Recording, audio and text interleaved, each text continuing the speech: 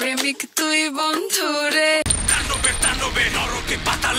বডিতে bacteria push করতে হয়। কিছু দৃশ্য থাকে যা সিনেমার পর্দা ছাড়িয়ে ঢুকে যায় হৃদয়ের গভীরে।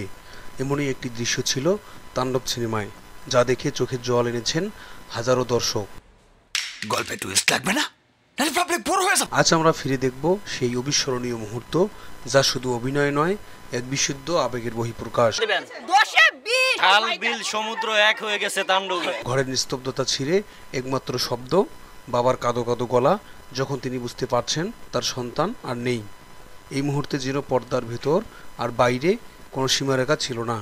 সবাই কাঁদছিল, কেউ নিজেকে ভাবছিল সেই বাবা, কেউ ভাবছিল হারিয়ে যাওয়া কাউকে। এই দৃশ্য আমাদের দেখিয়েছে সত্যিকারের তাণ্ডব শুধু যুদ্ধ, রাগ বা আগুন নয়।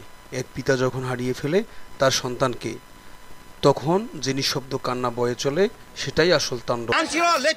এটা যদি লেচুর বাগান হইতো আর সুন্দর হইতো। প্রেমিক তুই বন্ধু রে। এবং অ্যাক্টিং আল্লাহ এত সুন্দর।